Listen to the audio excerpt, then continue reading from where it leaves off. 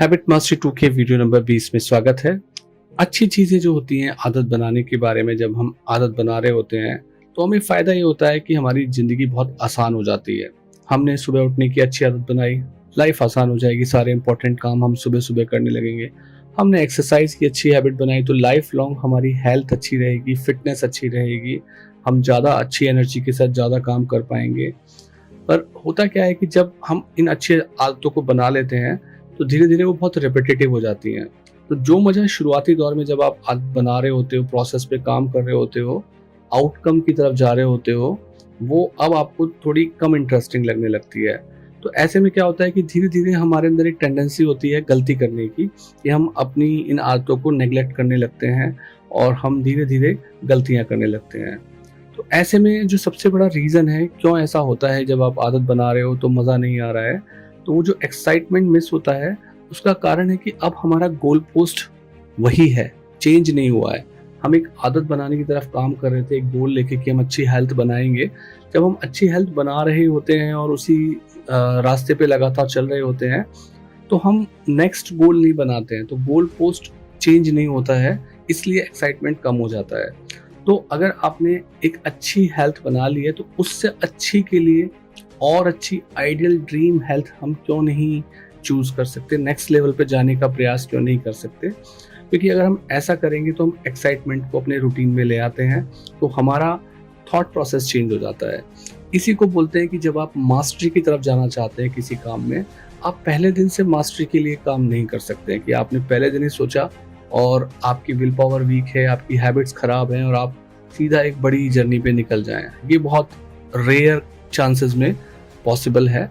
Otherwise आपको यही करना होता है कि पहले आप एक माइलस्टोन को हिट करते हैं, फिर उससे एक्साइटिंग दूसरे माइलस्टोन को हिट करते हैं और ऐसे करते करते आप उस फील्ड के मास्टर बनने की तरफ आगे बढ़ जाते हैं।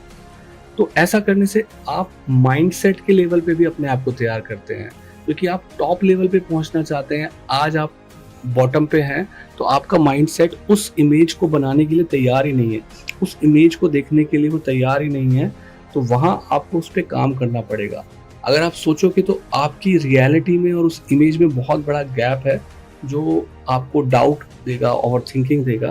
तो इसीलिए आपको अपने गोल्स को रिफ्लेक्ट और रिव्यू करते रहना चाहिए कि हम कहाँ जा रहे हैं, आज हम कहाँ हैं, आज का एक्साइटमेंट लेवल क्या है इस गोल को पाने के लिए, और किसी दूसरे से कंपेयर नहीं करना चाहिए। क्योंकि अगर कोई इंसान जिस भी तरीके से, जिस भी क्वालिटीज़ के साथ पैदा हुआ है, वो उसी के अंदर सबसे अच्छा बन सकता है। अगर कोई शेर का बच्चा है तो वो बड़ा होकर शेर ही बनेगा। कमज़ोर शेर हो सकता है या मजबूत शेर हो सकता है, शेरों के झुंड का कमज़ोर शेर भी हो सकता है वो, और शेरों के झुंड का मजबूत शेर भी हो सकता है। ऐसे ही अगर कोई मेमना है तो वो अपने ग्रुप का अच्छा स्ट्रॉन्ग बड़ा बन सकता है या वीक बन सकता है। यानी कि जहाँ हमारी जो नेचुरल एबिलिटी है हम उसी को ही उतना अच्छा बना सकते हैं। हम हर डायरेक्शन में अपने आप को किसी और से कंपैरिजन नहीं कर सकते हैं, उसके जैसा एग्जैक्टली नहीं बन सकते हैं। हम अपने आप को बेस्ट बना सकते हैं। तो आप अपनी ट्रेजेक्टरी देखो, अपनी लाइन देखो कि आप किस डायरेक्शन में आगे बढ़ रहे हो, कौन सी आइडेंटिटी बढ़ाने की तरफ आप बढ़ रहे हो, कि आप क्या बनना चाह रहे हो, और उसके साथ साथ आपका माइंडसेट और स्किल सेट मैच कर भी रहा है या नहीं कर रहा है। जब हमें लगता है कि लाइफ बोरिंग हो रही है तो एक एक्साइटिंग गोल चुन लो और उस एक्साइटिंग गोल पर रोज डेली एक्शन लेना शुरू कर दो। आपका गोल होना चाहिए प्रोसेस के ऊपर फोकस करना, ना कि आउटकम के ऊपर फोकस करना। ऐसे करने से आप अपनी सही आइडेंटिटी को पालोगे। This is how it works.